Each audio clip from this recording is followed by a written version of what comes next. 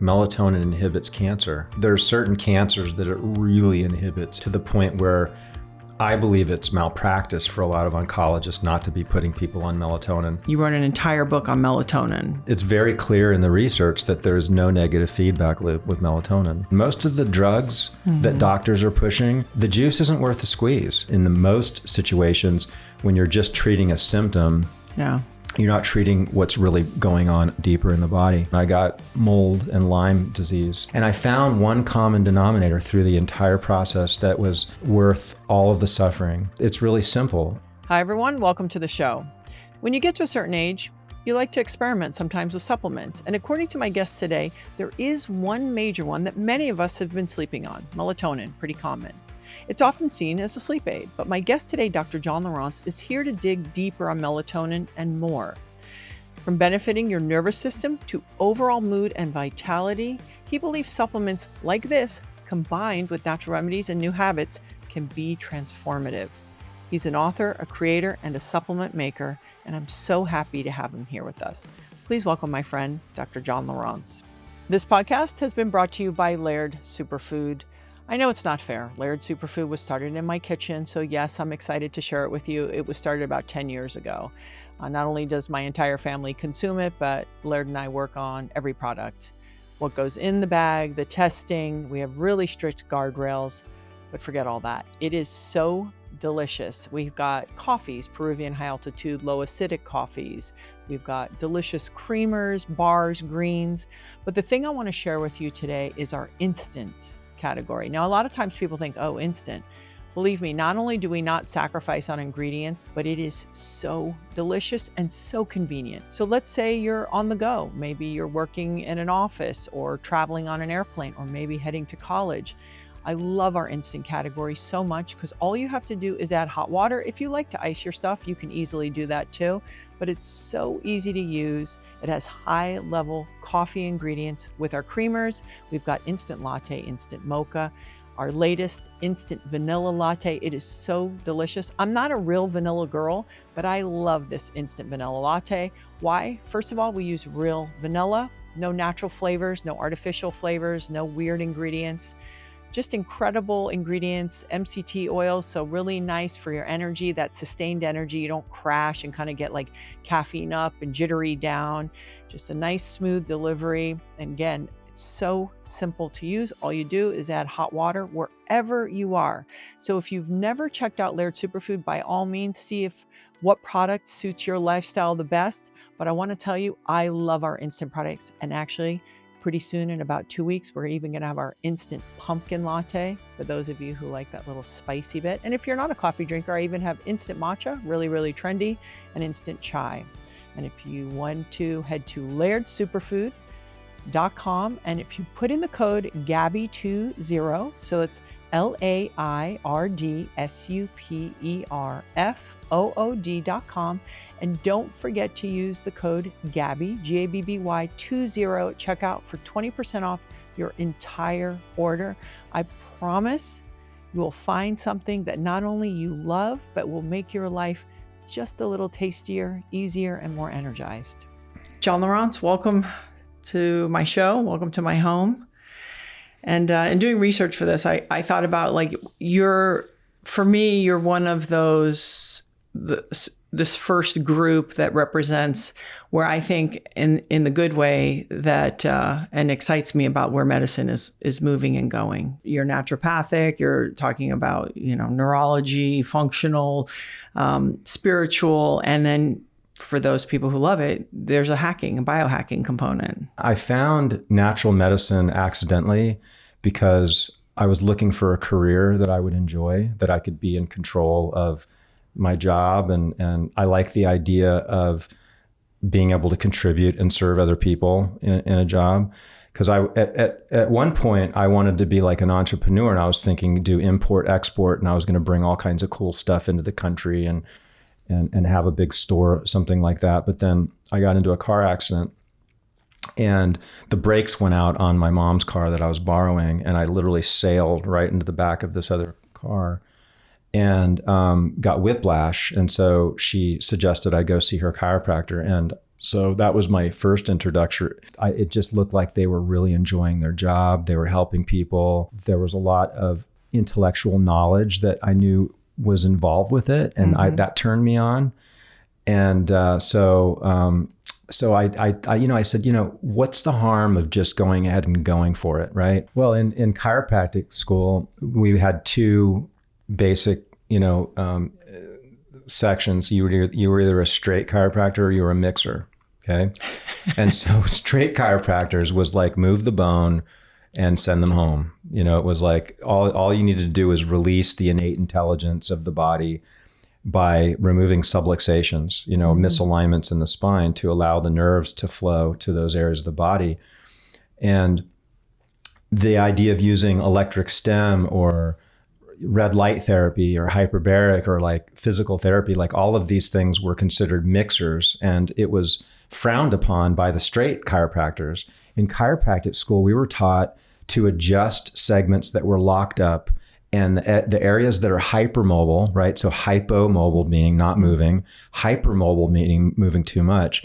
So we want to stay away from the hypermobile. And this is what happens when, we've all heard about somebody that have gone to a chiropractor and they got worse, right? Well, this is really more of a consequence of a chiropractor adjusting an area that's probably moving too much, right? And sometimes it's difficult because you're trying to adjust something, and sometimes you get a little bit above or below that segment, and things can get irritated a little bit. And then sometimes that's normal, and that's what needs to happen temporarily. Was this moment, you think, maybe one of the biggest moments that set you off into kind of this multi-pronged approach that you're doing? It was one of many. Yeah, it was scenarios like this where I had a problem. Like the same thing kind of happened when I got mold and Lyme disease. I had searched and gone to all these different doctors, and I was supposedly the doctor that would know all the answers. How'd you find the treatments that got you better? Because especially, both of those two can really torture people for a long time. One of the things that really moved the needle for me early on, definitely intravenous ozone. But then I started to experiment with suppositories, and particularly glutathione suppositories. And I would use a glutathione suppository and I wake up the next day and I felt like halfway normal. And so this is where Mitozen kind of was born, and that we've got a number of different suppositories that we produce. And we do work with a lot of people that have Lyme and mold and chronic illness. And I found one common denominator through the entire process that was worth all of the suffering, right? And it's really simple, and it all comes down to cellular energy and vitality, which in essence is basically how well your mitochondria are functioning. Your mitochondria are the powerhouse of the cell. And what I found and discovered is that the mitochondria cannot operate with a lot of inflammation. They actually shut down and they go into this primitive form of the cells do. The mitochondria shut down, but the energy gets shuffled out of the mitochondria into what's called the cytosol. And it's like 10% the amount of energy that you could make otherwise. So all of a sudden you're running on, 90% deficit of energy. Your immune cells don't have the energy. You can't adapt to any stressors. And, this is what most people with chronic disease, that's where they're at. So that's when we start looking at, okay, how can we look at ways that people can have inflammation in their body? And the lowest lying fruit that I could suggest anybody listening to this would be your doorways. I talk about taking care of your doorways because it's this relationship to endotoxins, right? So bacteria, viruses, mold, they release these, they're called lipopolysaccharides or endotoxins, and they're incredibly inflammatory. And I would offer that you could look up virtually every disease, including cancer, autoimmune, you name it, and cardiovascular disease, neurologic conditions, all of them, gut issues, they all have this common denominator that endotoxin seems to be at the core of triggering the disease. And so this massive amount of inflammation shuts down your energy, and then each individual is going to get ill based on their genetics. See, this for me is like very positive in the sense that, because I think we live in a world, they're spraying stuff in the air. And I think for a lot of people, it's almost like, fuck it. Like, I'm just going to do whatever now because I have no shot. Like, even if I'm trying to exercise and have sometimes stress relief practice, breathing practice, which we're going to get into, I'm getting it from everywhere. Mm-hmm. And I think for me, when I hear, hey, listen, if you can focus on a couple things to reinforce, I tell my friends all the time, I go, listen, worry about your immune system and then just kind of let it ride. Because you can't spend your whole life freaking out about this stuff. I don't think that helps. But I think what you're saying, I think really should be an inspiring idea for people, which is like, if you can participate in taking care of some of these things, like avoiding chronic inflammation, maybe parasites. Well, I mean, we can get into all this stuff. You have a way better chance, even if we're exposed to the same things. If you're pretty dialed up, you can fortify against it where maybe I couldn't. Every single stressor has one thing in common. It results in inflammation. And so we look at a variety of different types of stressors that we might be exposed to. And when we start to consider, like, how can we become more resilient to these stressors, right? Well, yeah, we can avoid them. I mean, that's the obvious, right? Taking care of your doorways is one example, right? Your mouth, your nasal. Nobody talks about the nasal passage. Laurenz sprays colloidal silver before and after, always, forever, in the water, when he goes in the water. Whether they say the water's dirty or not, he puts in his ears, nose, and mouth before and after in the ocean. I think he's done it for 15 years intuitively. But to your point, your doors. Well, it's so close to your brain. They're now saying that Alzheimer's is caused by these endotoxins creeping up your trigeminal nerve through either your nose or your mouth. And it could also be your jaw, right? Your mouth, your gums, could be cavitations from having your wisdom teeth removed, or it could be root canals. But these bacteria can live in these bony structures and just outgas endotoxins continuously. Same thing with the nasal passage. And so it creeps up the trigeminal nerve and it gets to a place in the brain called the locus ceruleus. And in Latin, that means blue spot.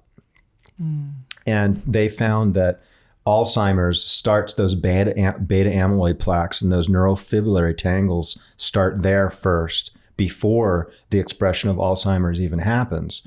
And so this just blew my mind because I'm thinking, okay, so if that's the case, if we take care of our nasal passage and we take care of our oral, health, then we could avoid a lot of these degenerative neurologic conditions. This is the analogy I've got. Okay, you're going to love this. Imagine if you had, like, all along the streets here in Malibu, let's say that the trash stopped coming to pick up, right? And so all this trash accumulated in your front yard. Next thing you know, you've got a rat infiltration, right? Rats are like all over the place.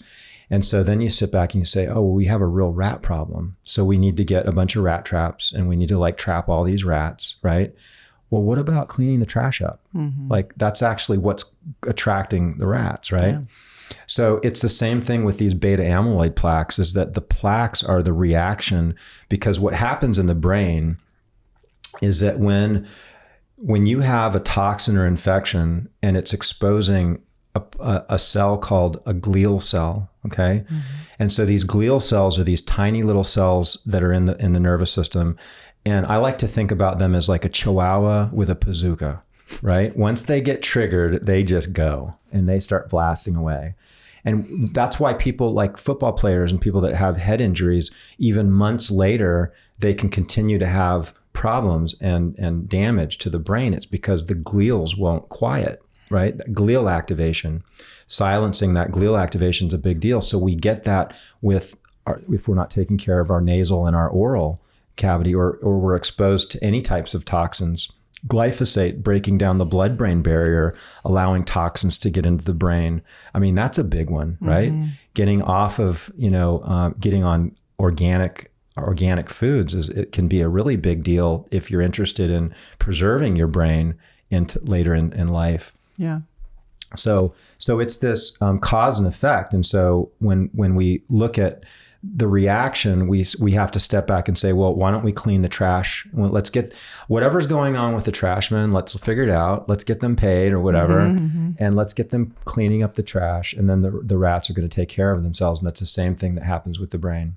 You kind of have landed, I think from your experience, you wrote an entire book on melatonin, and you call it the miracle molecule. So maybe just for people who don't know, because I know people who travel, they go, oh, I take melatonin. First of all, what is melatonin and what does it do?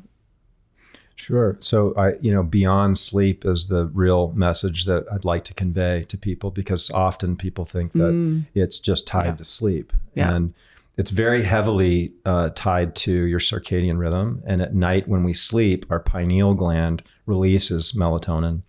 But that amount of melatonin released in the pineal is just a tiny bit of what the total amount of melatonin that's released throughout the body.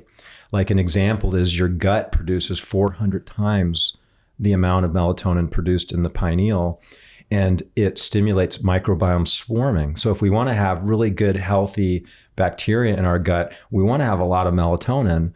And so the lining of the gut releases the melatonin, and it's what regulates this microbiome swarming, and it inhibits the bad bacteria in addition to activating the good bacteria to swarm and to reproduce and to proliferate. And so if we step back and we really look and think about melatonin, and we look at the nervous system and appreciating the fact that we have this autonomic part of our nervous system where we have a sympathetic and a parasympathetic, right? This is automatically happening, whether we know, we're not consciously telling our heart to beat, right? Or our digestion to work, or our sweat glands to sweat, or our blood vessels to dilate or contract at a certain, so maybe there's some monks that have that ability, right? But most people don't. And so this autonomic nervous system is separated into the resting and digesting and the fight or flight. And so resting and digesting, right? Okay, well then if you're going to support resting and digesting, that should be good for the gut, right? Well, then I really took a deep dive into melatonin, and I realized that it's the primary supporter to the parasympathetic nervous system. And it explained why, when I was putting people on melatonin, why their heart rate variability was phenomenal. Because the more variability there is with the heart, the better and the healthier you are, which sounds kind of strange, right? It's like, well, shouldn't it be the opposite? And so the reason that that's that way is that your sympathetic nervous system is going to speed your heart up, and your parasympathetic nervous system is going to slow it down. And if you have an equal influence to both of these parts of your autonomic nervous system, the heart should have a lot of variability because it's being like talked to by both sides. But if one side starts to become more dominant, you have less variability. So then I pulled up a chart of melatonin and age. And it's like, it just dives like crazy at 40. And by the time you're 60 and 80, there's hardly any melatonin that most humans are producing. And pretty much no matter what, like even if you're healthy your whole life, you meditate, you it's pretty much what's happening. It's going to dive. Yeah. And so then I looked at the same, a chart with age and heart rate variability, and it was almost like you could superimpose them.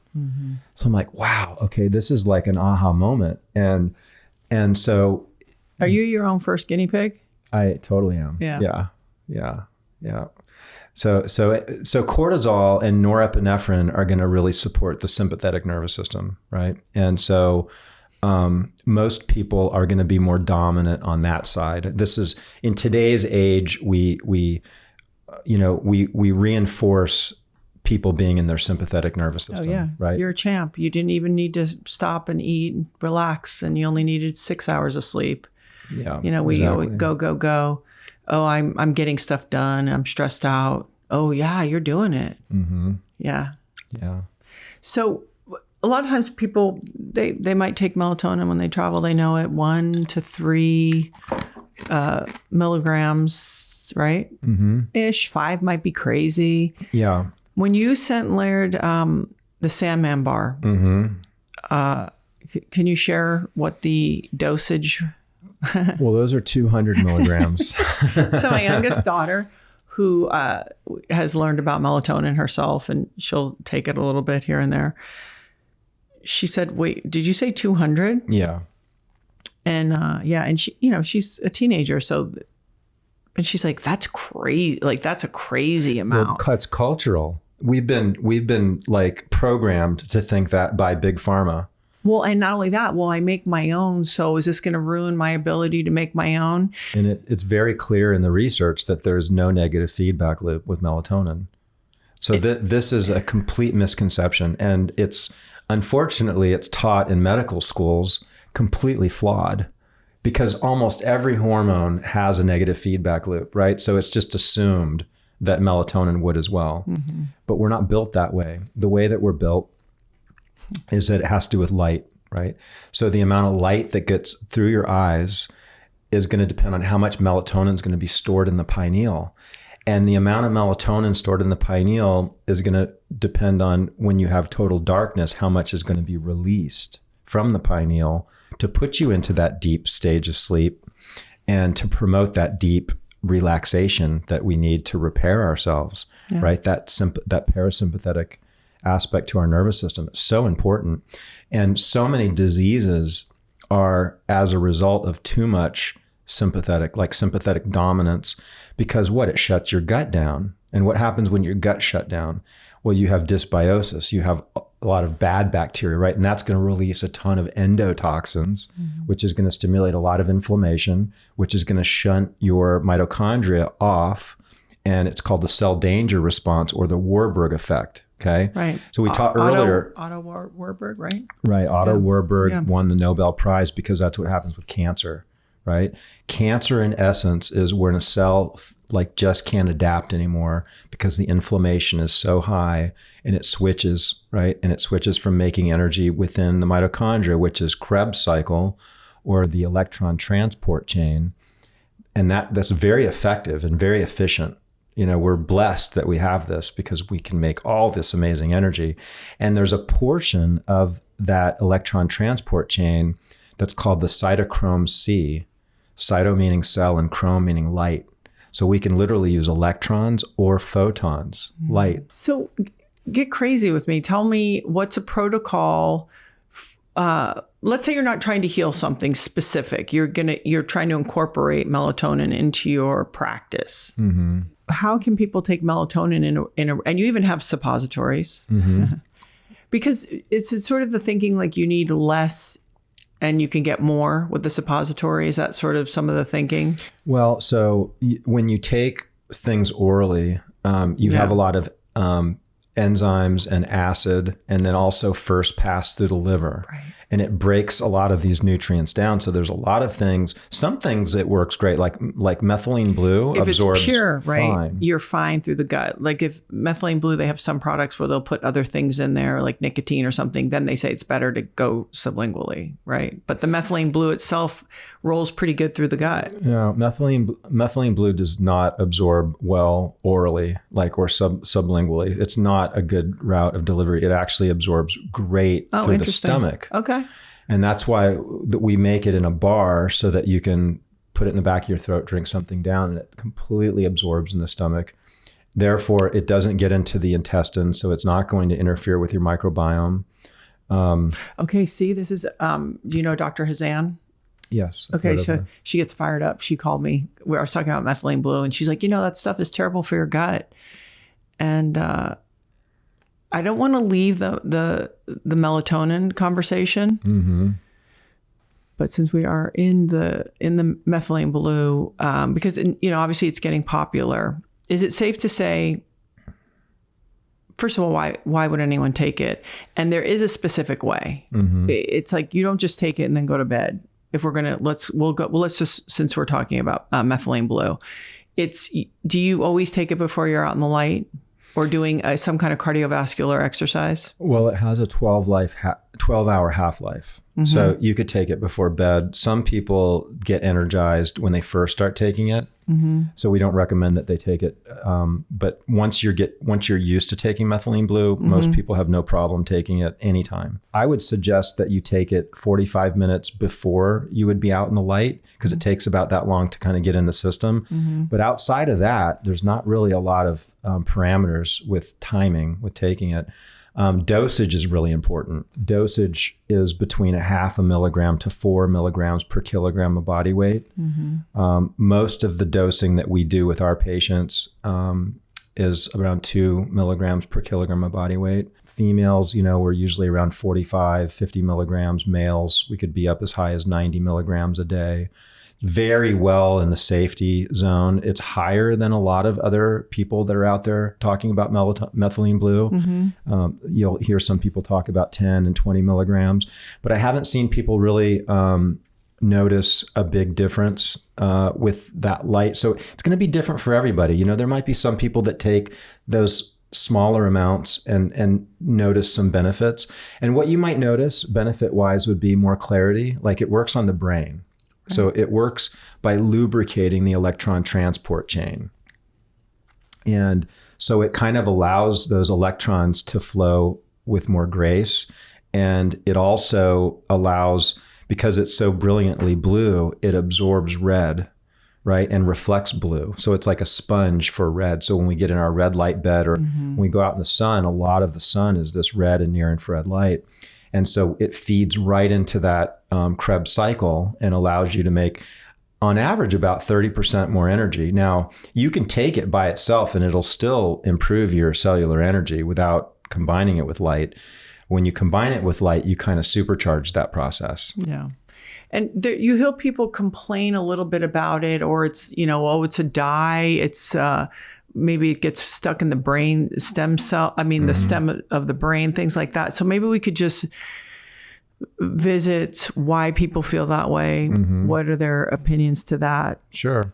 Well, earlier you had mentioned about the microbiome, so maybe we can address that real quick. She's referencing a study that they did, and Methylene Blue actually increased some good bacteria, and there was some that it suppressed. I would offer probably not as much as a glass of wine, because, there's a lot of things that we do, or, a anti-inflammatory, Aleve or something like that. And what that might do, glyphosate, like if you're eating out at a restaurant, seed oils, all of these things are going to be really damaging. So you always have to think about, is the juice worth the squeeze, right? Yeah. Some people have diseases that they're working with taking Methylene Blue. And other people are just looking to enhance their cognitive ability. Methylene Blue really works on memory consolidation. So it allows us to integrate things that happen during the day, like in our short-term memory, and integrate that to our long-term memory banks. It works as an antimicrobial. And so it's antiviral, antifungal, antibacterial. And so you can use it. In fact, the first medical indication for Methylene Blue was for malaria. And then it was used for chronic UTIs, because you'll notice when you take it, you'll pee blue. So it accumulates in the bladder. So it kind of starves out bacteria that are in there. So if you one more doorway to protect. Yeah. And then also you go stain your toilet if you're not careful. Yeah. Yeah. If you have a teenage son, for sure. Yeah. You'll have blue drop somewhere. Well, I just got back from the biohacking conference in Austin, and like all of the urinals were stained blue. I was like, yes, because I think we were the only ones there giving out samples to Methylene Blue.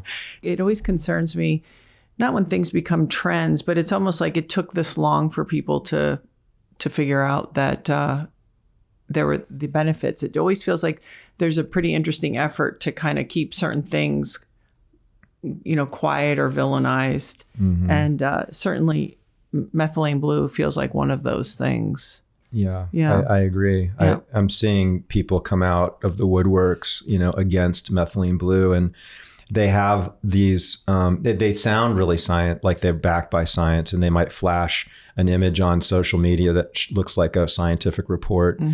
but I've screen captured all of those and researched, and it's like oftentimes they'll try to paint a picture to get to their narrative, but it doesn't really make sense. Like we just talked about a blue brain, right? So, okay, so there was an autopsy. This individual had high dose of methylene blue IV and then died, and they immediately opened the person, and the brain's blue. And so this idea that because of this fact, methylene blue is toxic, right? Another thing I think that's really important, because I'm super holistic, right? I mean, listen to my background. I mean, naturopath, chiropractic, neurology. It's like I'm all about more holistic, natural approaches, especially when we're talking about improving the mitochondria, which is the life force, so that the expression of the body could heal, maintain health in the body, but also allow you to adapt to stressors, right? So you don't get sick. I'm super holistic and I'm super natural, right? And so then when I found out that methylene blue was made from petroleum, I was like, whoa, okay, wait a minute. Am I still going to be a fan of this molecule? And I realized out of 150 or plus thousand molecules ever invented or developed, they've never found anything that works on cellular energy like methylene blue, right?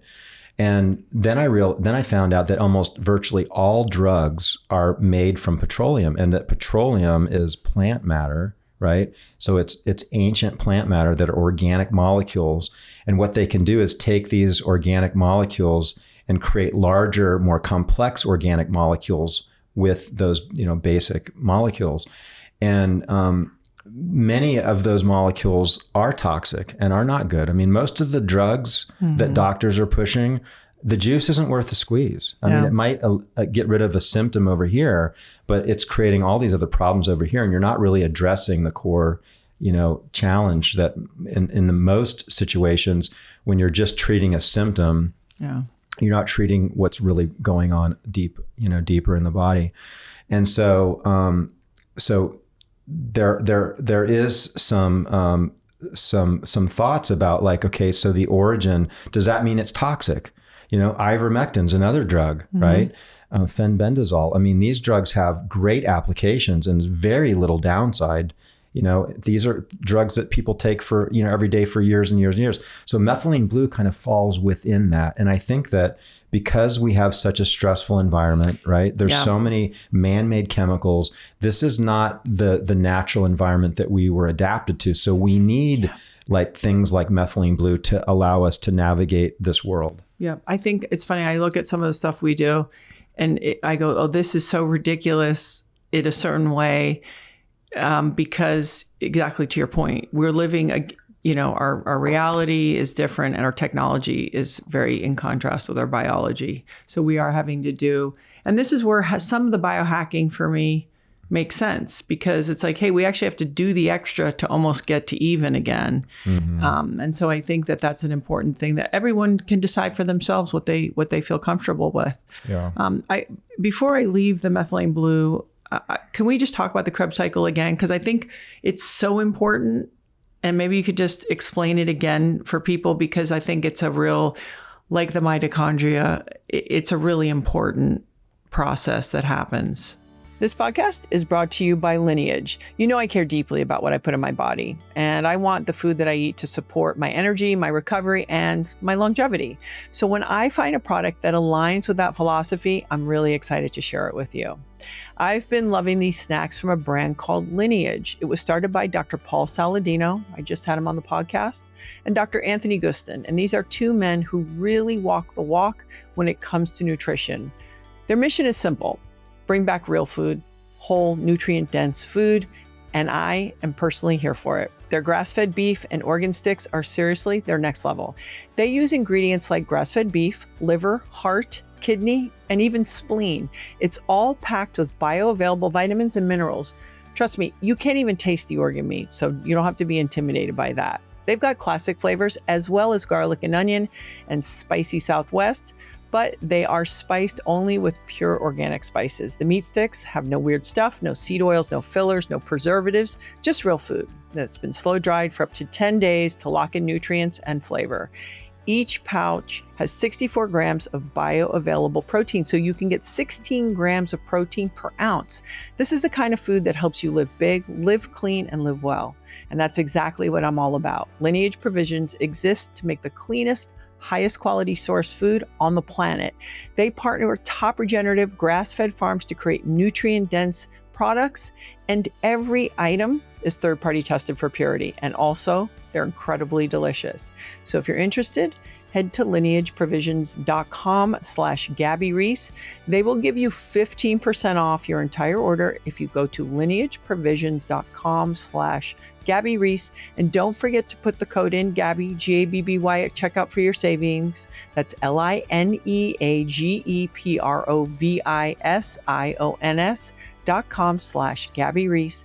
Don't forget to use the code Gabby for 15% off your order. Yeah, when we really honor that cycle, I think that a lot of amazing things can happen.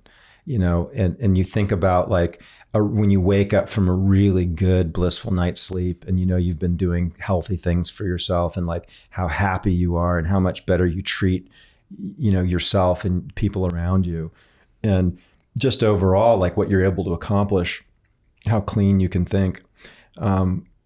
Higher spiritual, realizations, all of these things can happen when we have a really strong mitochondria. Mm-hmm. And it's those things that are headwinds to that mitochondria expressing itself, mainly inflammation, which is mainly a stressor, right? So then we start looking at what are the stressors that we can start removing from our world and our environment.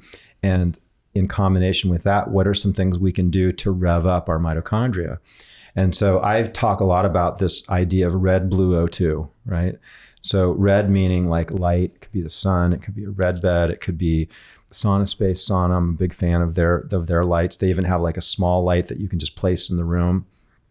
We absorb these lights, and this helps to kind of fuel that mitochondria because we can use those photons as energy. And then methylene blue, which we talked about, and then oxygen, right? Mm-hmm. So different oxygen therapies, breath work, carbon dioxide inhalation. I think, we sent you and Laird one of those devices, right? Yeah. The Carbozen and Carboxyzen, and then hypoxic training, which is mainly what you and Laird are doing in the pool. It's a lot of breath holding and swimming underwater. And so this idea of starving the body of oxygen so that the body gets really efficient when we're breathing regular ambient air, we're able to utilize it at a higher level. Hyperbaric oxygen therapy, all of these things can be really powerful. And when you put them together, they amplify. I really want to talk about melatonin because it kind of blew my mind. I feel like I'm somewhat informed. I've always been oh no, I'm not going to take melatonin. It's going to, it's going to slow down my own ability to make melatonin. I've just always avoided it. Mm-hmm. And so after reading your book, I thought, because the subtitle you said, hey, listen, beyond sleep, infections, degenerative, neurological disease, depression, autoimmune, aging, heart disease, and cancer. Mm-hmm. And so, and I encourage anyone, if they're interested, again, a lot of science, but really, really achievable. How would somebody know what would be the best way to take melatonin and the source of melatonin? They can get it from you because you obviously trust the source, but just sort of a basic overview of, how to utilize melatonin as a tool. Because I think a lot of people just think of it only for sleep. Mm-hmm. Yeah, I know. It's really mind blowing. Melatonin inhibits cancer. When I heard that, I'm oh my gosh. And so there's certain cancers that it really inhibits it, to the point where I believe it's malpractice for a lot of oncologists not to be putting people on melatonin. And they've done a ton of studies because big pharma loves melatonin. If they could patent that molecule, it would be all over. That's all you'd see on commercials because it would be for everything. Yeah, right? You'd have a bathtub shot holding hands and it'd be for melatonin, but you can't patent it. And so that there's no incentive for anybody to be out there promoting it. Sure. Right. And so that's why people aren't hearing about it. And when they do hear about it, it's in a light of, some sort of toxicity or some concern with melatonin in kids here or there. And it's there's no toxicity with melatonin. They did studies where it would be like giving somebody up to 150,000 milligrams. And they stopped the study because they're like, okay, well, it doesn't seem to be toxic because no one's going to take that much anyway. My experience with melatonin has been very positive personally, because again, I was, I went to, he's kind of considered the father of functional medicine. His name's Frank Schallenberger. Mm-hmm. You ever heard of him? Mm-hmm. Yeah. Mm-hmm. We're the father of ozone therapy as well. And he's in Reno, Nevada. And he's just such a sweetheart and such an amazing man. And I did an internship with him. And I had been on I had Lyme and mold, and my brain was not functioning very well. And so when I went to see him, I was doing rounds with him. But towards the end of my time with him, I'm like, hey, do you think I could get in as a patient? He's like, sure, I've got some time. And so he says, you ought to be taking melatonin day and night for at least a little bit, right? Wow. He said, it'll really help your brain. And so he put me on 180 milligrams, and it was in pills, right? And at the time, I was already making suppositories because we had started Mitozen, and we had glutathione, and we had some other suppositories. And so I knew right away that was going to be a much better delivery, because I went and found that melatonin only is 2.5% absorbable orally.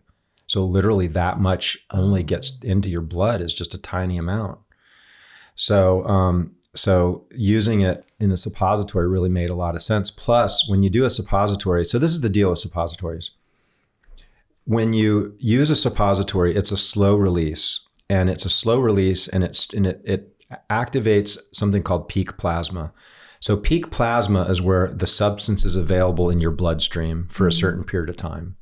Most of the oral pills that we take, peak plasma might be an hour and a half, right?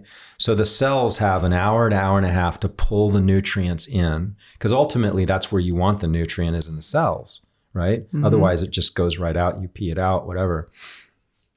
So if you have like a trickle of the nutrients, a little bit over a long period of time is going to be a lot better than a lot over a short period of time. Mm-hmm. So that's that peak plasma.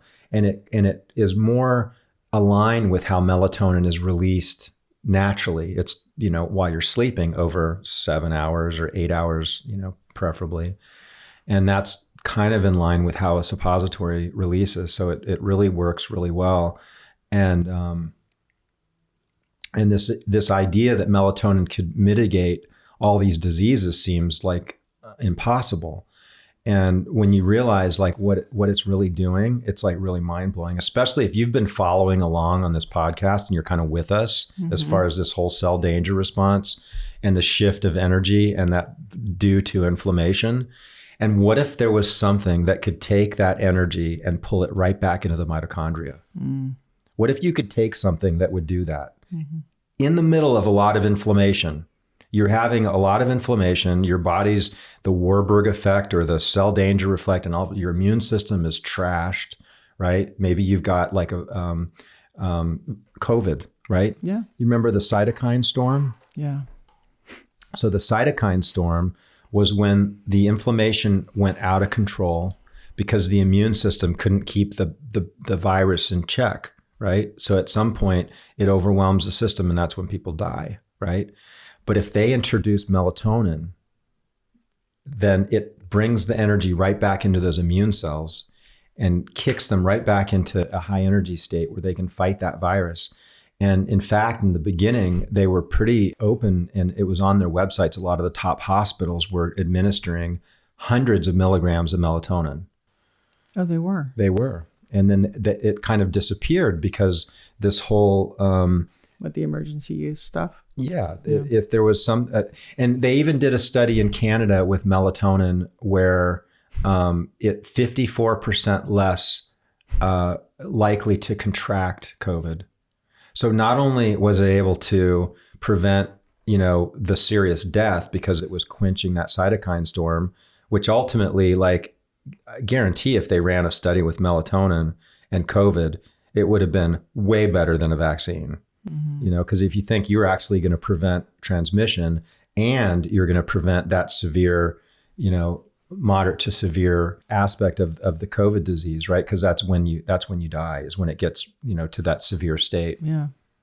So people don't realize, so sleep, we talked about stress, supporting the mitochondria, neurological health. So your brain is the most densely packed with mitochondria, and so is your heart. And in fact, there's aspects in your brain that have up to 2 million mitochondria per cell, like in your substantia nigra and that locus coeruleus, that blue spot we talked about. Incredibly dense.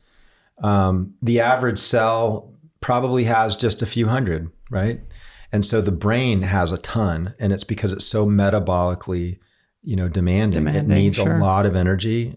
And so when our energy levels become depleted, the nervous system is the first to show it. It's like the canary in the coal mine.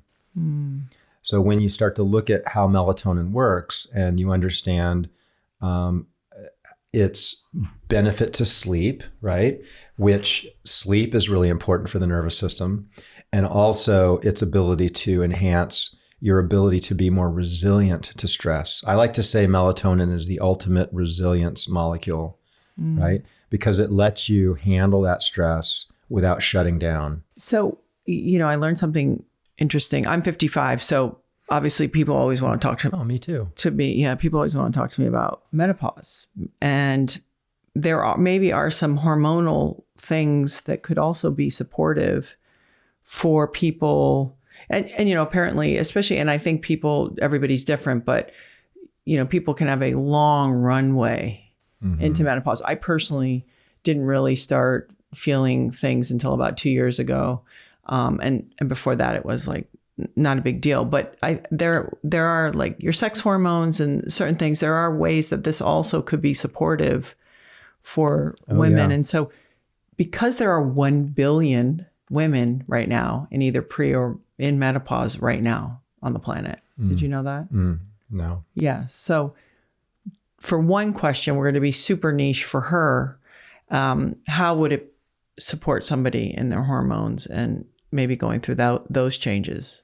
Well, one of the challenges that we all face as we get older is that our mitochondria go south. Yeah. Yeah. And we're not as efficient at making energy. So when we make energy, it's just like we're burning wood, right? We're going to get smoke, right? And in the body, you're producing smoke when you're making energy. It's called an endogenous toxin. We have to neutralize that. It's oxidative. And so, women that are going through menopause have a lot of oxidation within their hormone producing, glands. And so melatonin really supports, these structures to mitigate that oxidative stress. And I think that's why it's beneficial. I've got a chapter on hormones in the book, and we kind of get into this and some of the studies that show improvement with hormone status.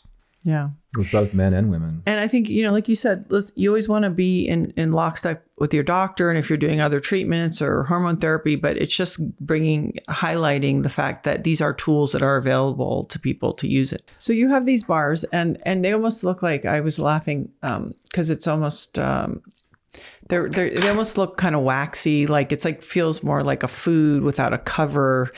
So what's the thinking behind making them? Why are they made like clay? Yeah. Why is it like that? Well, I call that a bar. And so I found personally, these are really easy to travel with. They're small, they're convenient. And they're strong. Yeah. Nice work. and there's a sustained release, right? So you get like that peak plasma is a little bit better than if you took it in a pill. Yeah. And obviously we talked about the methylene blue, and you can cut these into whatever size you want. Right.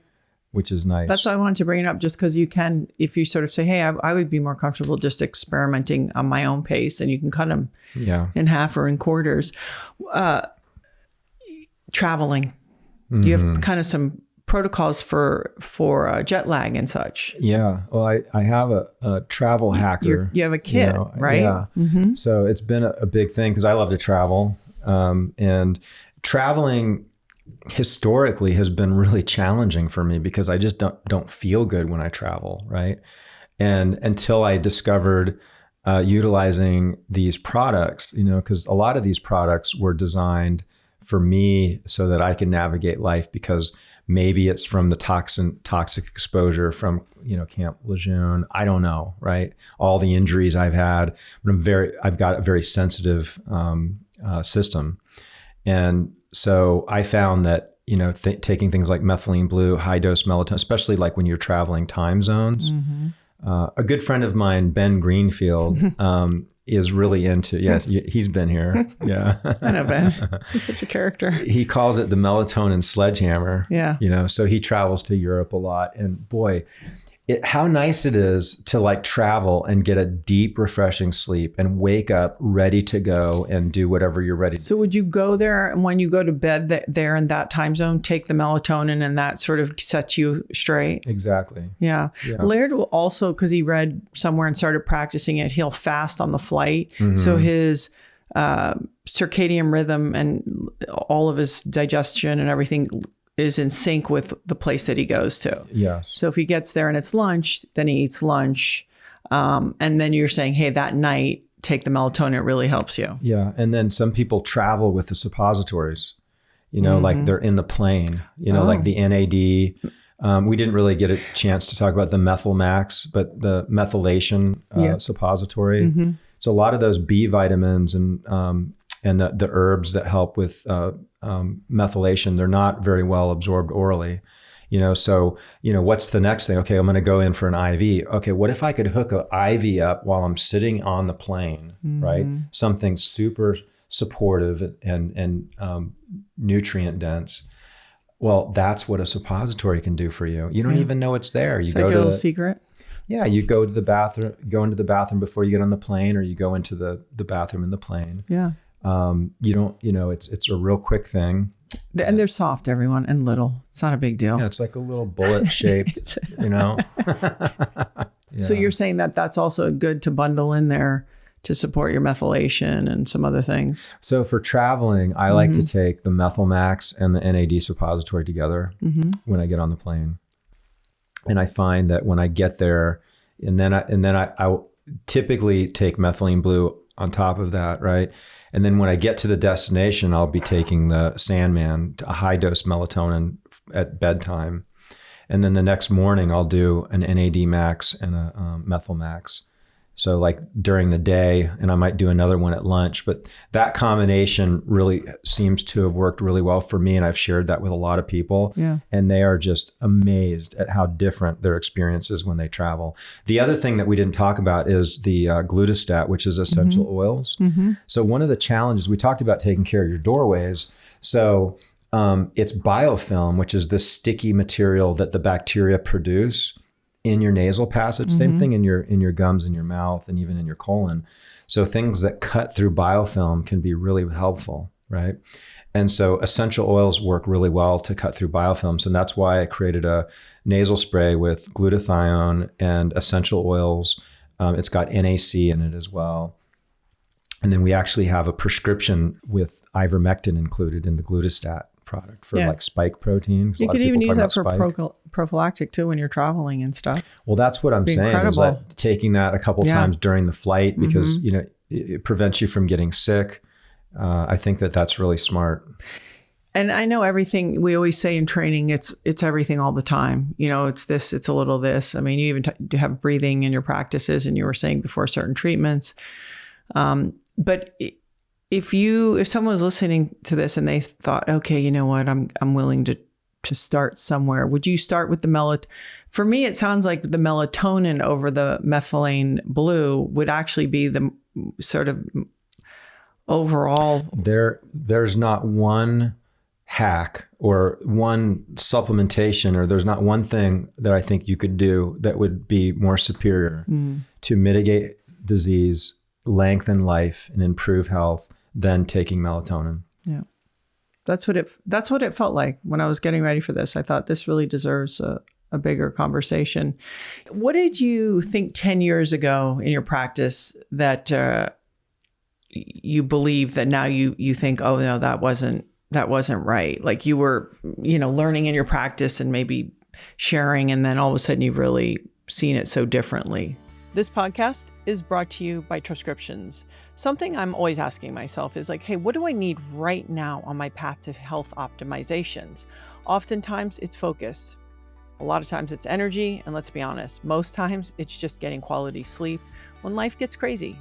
And this is where Transcriptions can be really supportive and comes in. Transcriptions is a company that's doing something completely different. They use these tiny lozenges, and they're called boucle troches. I just call it a troche, that dissolve right in between your cheek and gum, and it goes to work fast. And I'm talking 15 to 30 minutes because they bypass your digestive system and get straight to the brain. Transcriptions is physician formulated, very important to me, pharmaceutical grade, and designed to help with everything from things like sleep and focus to immunity and stress relief. Their ingredients are cutting edge. Things like Methylene Blue, cordyceps, B3, GABA, and their precision dosing means you can tailor each dose to exactly what you need. I'm currently loving Transcriptions Tromune. It supports immune health, increases deep sleep, and fights infection, and I've really felt the difference. I use it a lot when I travel. There's a completely new way to optimize your health. Give it a try at transcriptions.com/Gabby or enter Gabby, Gabby at checkout for 10% off your first order. That's transcriptions.com/Gabby for 10% off your first order. TROSCRIPTIONS.com. And don't forget to use the code Gabby at checkout. Clean energy, clinical grade. You're going to feel the difference. Well, I think early on, I had a very traditional chiropractic practice in the beginning where it was all about posture and getting the neck curve back. And it was very, keeping things very simple. Like, okay, we get the spine back in its ideal position and your body can heal. But the thing is, like, starting 30 years ago, like we could fix people back then. You could do that. But as I was enjoying practicing over time, I noticed that same thing wasn't working to get people better anymore. And that's why I started to become more of a mixer, right? And through that process, I've discovered all kinds of things that have worked and some things that haven't worked, right? And, like some of the things that have worked incredible is like regenerative medicine. That's why it's a big part of our practice, right? Using stem cells and PRP. But the key, I'll tell you the key with this is make sure that it's ultrasound guidance. You need somebody that's really good with an ultrasound device to be able to diagnose, to see what's going on in the body, and then needle guide, like if you're going to treat a rotator cuff, or spinal conditions, you name it. So regenerative medicine has been huge for my practice. And then functional medicine has been, studied under Dr. Ted Carrick with the Carrick Institute. And he was the first one to put down a neurological training for chiropractors, so chiropractors can become neurologists. And so I went through that training and I watched him do things that just were not possible under traditional medicine without any drugs, just activating, having people like do different eye and head strategies is what I found. Oh, you're going to love this. What? So what I found is that there's a relationship with the eyes to the brain that was way more than I thought. Because they always say like, hey, the eyes are the window to the soul and the eyes are so important, but not visual acuity. But when our eyes move in two main ways, a pursuit where we follow something or a saccade. Saccade is the fast eye movement, right? The eyes going from one spot to another. And you'll see people's eyes do the saccade, right? Or if your body's moving and you're lock onto a target, right, and then you're moving and your eye's going to follow that target, but then it's going to saccade to another target and then follow it and then saccade. So it's constantly doing these movements all the time. And what was mind-blowing to me is what happens during those eye movements is critical for us to appreciate where our body is in space as it relates to the environment. And when that gets skewed, it totally screws up our autonomic nervous system. So when you have all that messed up, you start having problems with your gut, your hormones, right? Your cardiovascular system, your ability to perfuse blood to your brain, right? And by fixing these things with the eyes made absolute, especially with people with vestibular conditions. And how did you just eye exercises in a specific patterns and like blocking one side and the other and things like that? Laird used to do this app called, it's completely not a protocol like this. It's called Glasses Off. And he'd watch a Gabor, you know, the little dot, and it would show up and you were supposed to react and do all that. So he was healing people with things like that. Yeah. Amazing. Well, there's devices that you can get, right? And what I discovered, and I put this in my book as well, because I kind of considered this to be absolute monumental, like blockbuster, as far as traumatic brain injuries, right? You know, you look at concussions, and what happens with these conditions is this challenge to being able to accurately hit targets in our environment, right? So when we saccade, we're trying to hit a target in our memorized field. But if that's not calibrated, we miss, and we have to do a refixation saccade. And we have something called the vestibular ocular reflex, which means that your eyes make an equal and opposite movement than your head does. So if I turn my head to the right, my eyes move to the left. If I rotate my head, my eyes, so it's like this, it's like your eyes are on a gimbal, right? So when the eye movements are all off, it's sending all this noise to our neck and our spine. And that's why people have tight shoulders, they have tight. So I would be working on patients chiropractically, and it's like, relax. Like, I am relaxed. It's like, oh my gosh, you're like totally tense. And that's where I discovered that if I fix these people's eyes, but not just in a normal way, in a very non-traditional way, I learned how to fix these eyes, where I use a device called a right eye, right? Right eye.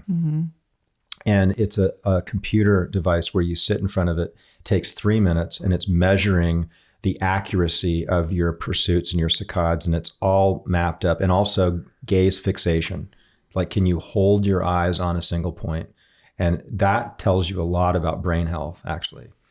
So we look at these, and then what I do is I do muscle testing with the eyes and the head in certain positions. This is what I think you had said that you were interested in maybe trying this. And so I'll find a position of your eyes and your head where it really weakens you. And so the idea is that we have this connective tissue that wraps around your brain and spinal cord, and it becomes the whites of your eyes. It's called the dura mater. And in Latin, that means tough mother. So it's like this, it's the fascia that's wrapped around all your brain and spinal cord, right? And so this gets restrictions to it and adhesions. And so it's the eyes are trying to move against something that's like restricted. And that's what's happening with a lot of these people that have head traumas, and even people that don't. Like, if you get the flu and you get like a temperature, sometimes these proteins get denatured and you get adhesions, and it doesn't necessarily have to be a trauma. It just could be life. So we can find out what positions create this weakness, and then that's how we hold you. Your eyes in that position. We have your tongue out.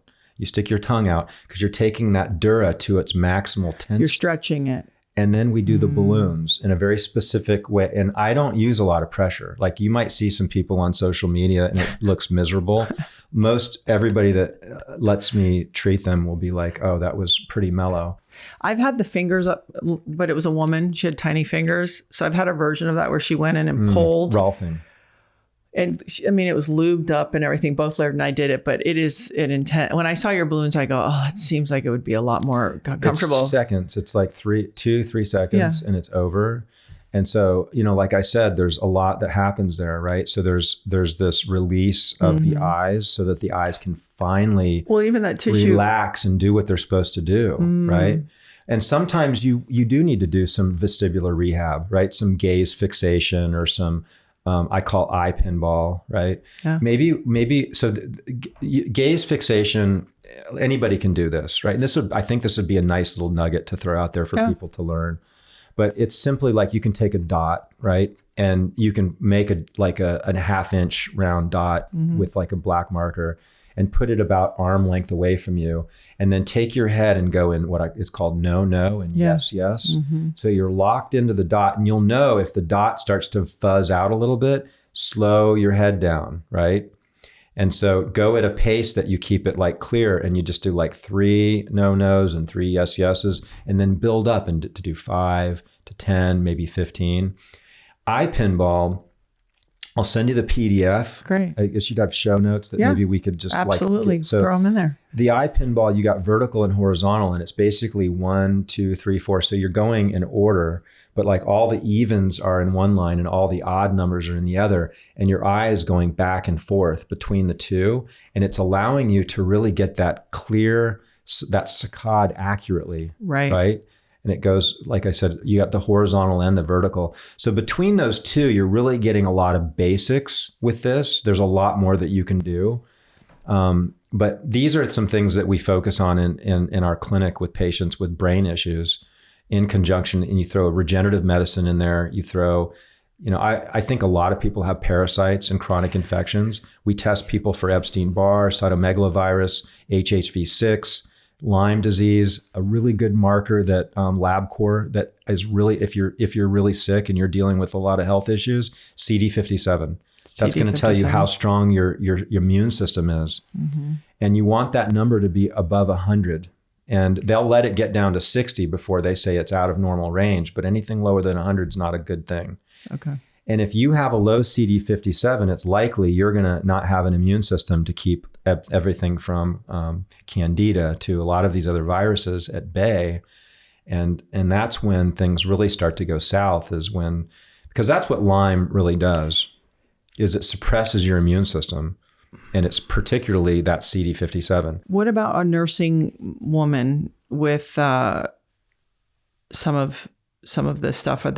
Should they avoid any of this? Do we know? Well, methylene blue, there's studies suggesting that could be dangerous. Okay. I would not recommend. Okay, great. At the end of the day, there's a lot you don't really want to risk when you're carrying a baby, right? There's nothing out there suggesting that melatonin would be a problem. In fact, babies produce a ton of melatonin. Yeah, I know. Right? Look at them. Kids produce a lot of melatonin. There's no reason that you couldn't give your kids melatonin. Yeah. The thing is that do they need it? Right. They're doing good. They have so much that they're producing, but if they get sick, there's no reason why you can't throw a little bit of or if they have autism, or there's a reason that you want to give them melatonin for some sort of autoimmune disease or something like that. Definitely no reason not to. So in rounding this out, I can't miss on two questions. You've mentioned the pineal gland like 4 times. And, everyone hears about the precious pineal gland and how we've hardened it and we've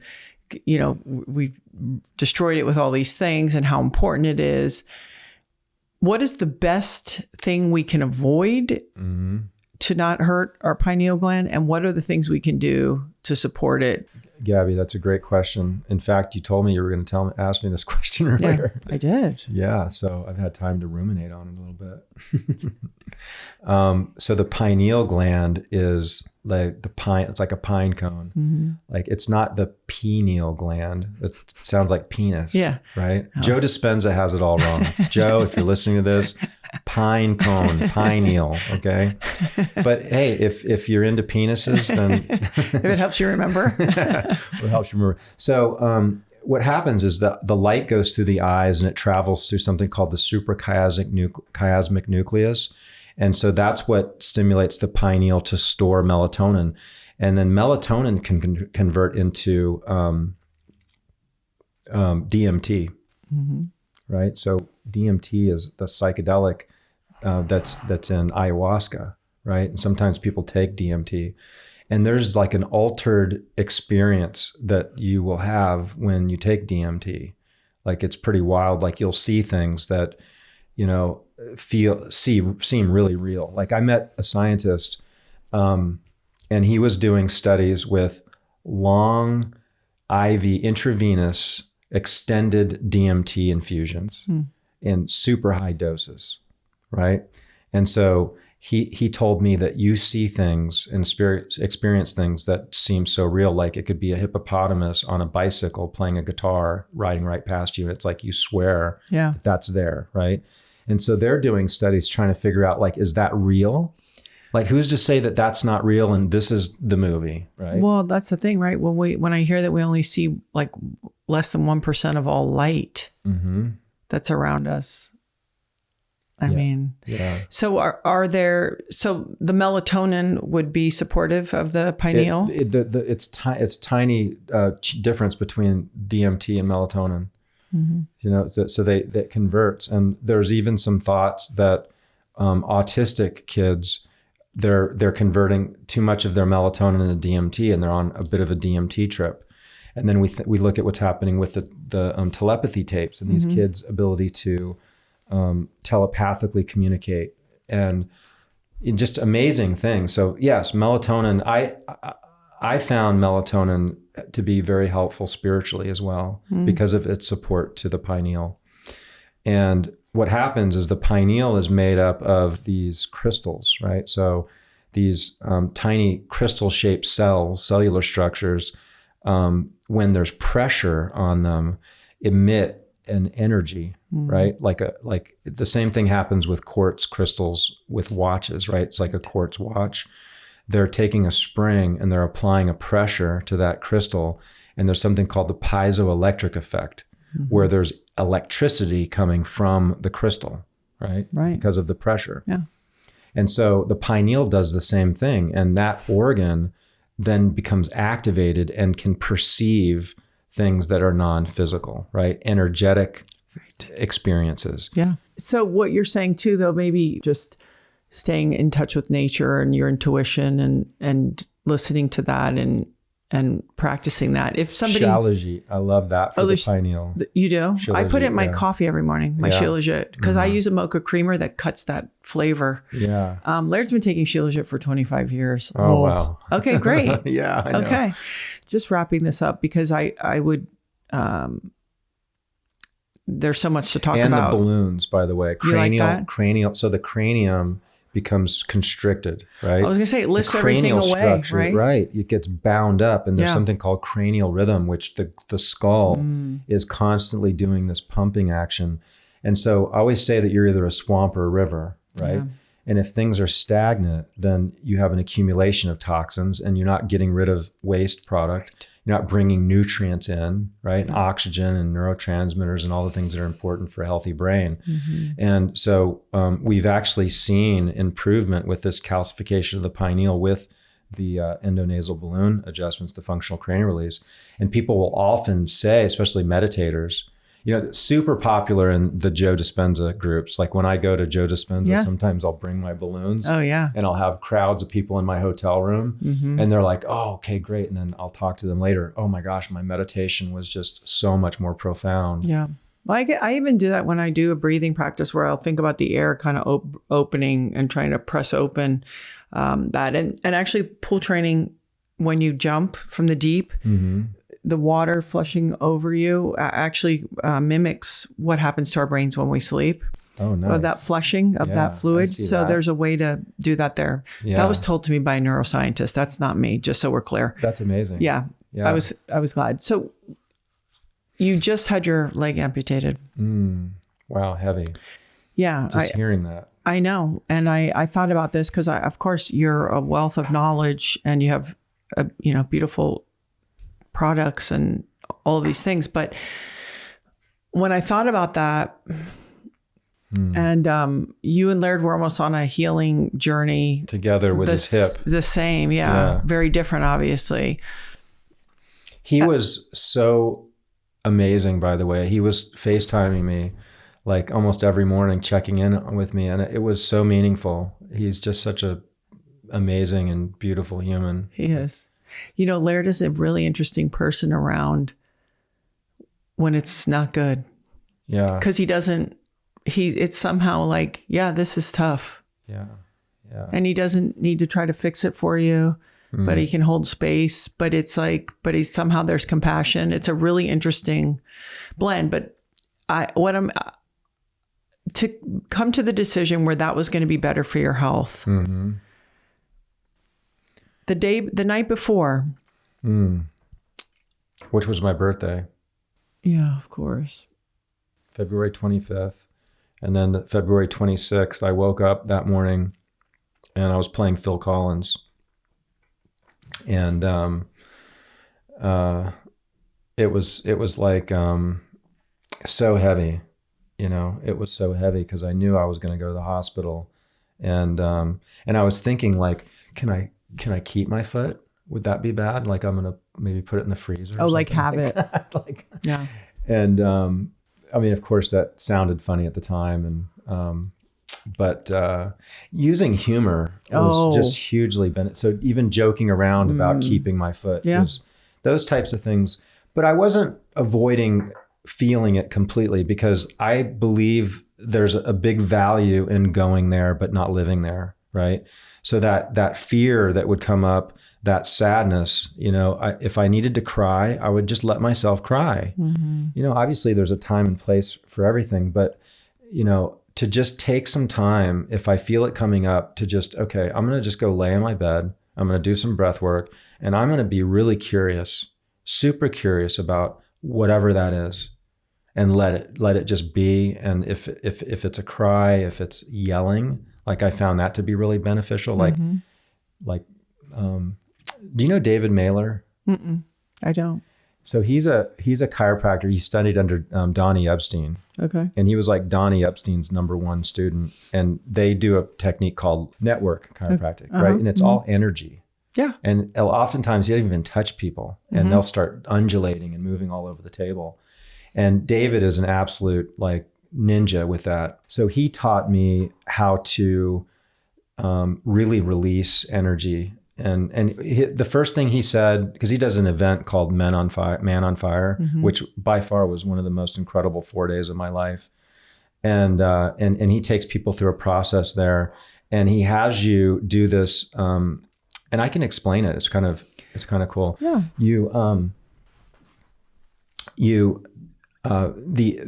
The rage, the rage, according to David Mailer, kind of sticks within the C5 segment, right? In your mid spine in your neck. And so he'll have you flex your head forward, right? And then really just yell. I mean, let it really rip like you never let it rip. So open that space up and then blow it out. Yeah. So you're because it's always probably your chin. compressed, right? When you're upright. So almost giving it more room. Yep, exactly. Like it's so at first when you're yelling, you kind of dip your chin down, and it's like as many times as you need to do it, just let it out, and then extend you. And a lot of times you get a nice pop and a big release, and just stretch your neck back. And that was something that David taught me, and I did that quite a bit. I wonder if you watch animals roar, if you learn things about what they're doing based on where they position their heads and such. They shake it off. Yeah. Oh yeah. I wish I could shake the way my dog shakes, how they do from, ears to foot, the whole fascial line. They just go, do, do, do, do. I think if I could do that, I'd be a genius athlete, Yeah, because the issues are in the tissues. Yes. We store all of these emotions in our connective tissue. Just like I remember the big aha moment I had when I was considering acupuncture, and I was considering the innate intelligence and how it's flowing through the body. And then I'm like looking at a piece of sushi. I'm at a sushi bar and I'm looking at a piece of yellowtail, and it's like kind of crystalline, and I could see the connective tissue between the two pieces of meat on that, like that fillet. Yeah. And I'm thinking, oh, it's like fiber optic cables. And it's light. Our cells make light. Oh, yeah. And there's frequencies. And that runs, and those meridians are all the connective tissue lines throughout our body. Yeah. Right? So you woke up with part of your below the knee, right?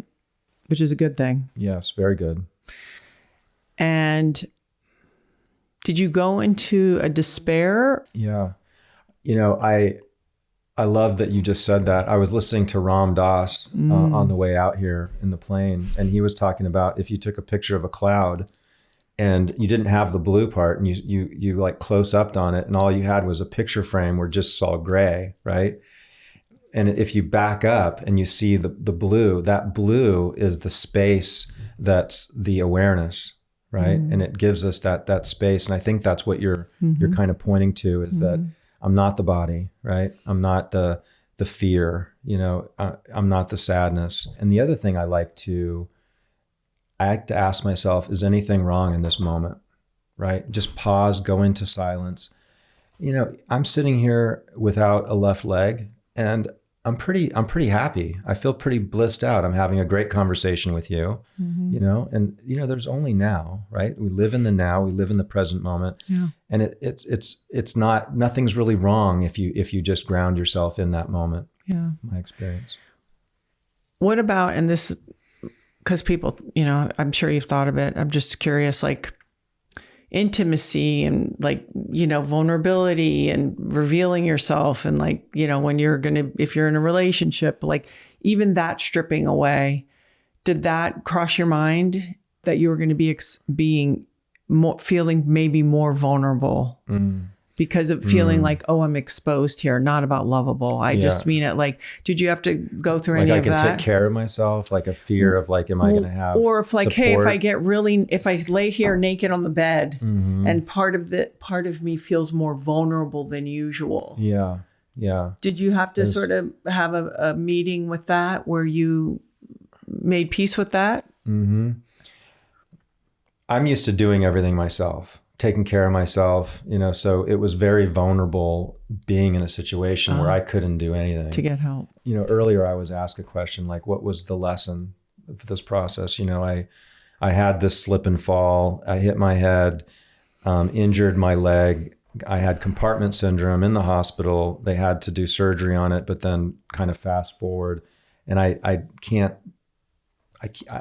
there might have been some aspects of how things were handled in the hospital. Like, I don't know if I needed to lose my leg, but most of the muscle went necrotic. So they had to basically surgically remove it. It was like almost 15 surgeries. Right? So it was about 7 months down the road, I just made the decision that I was going to have it removed because prosthetics are pretty nice these days. Right. So I've kept myself kind of focused on that and knowing that I'll be able to surf again. Because there were points where I was like, you know, I'm never going to be able to do this or that. But then, you know, there's this idea, with a prosthetic.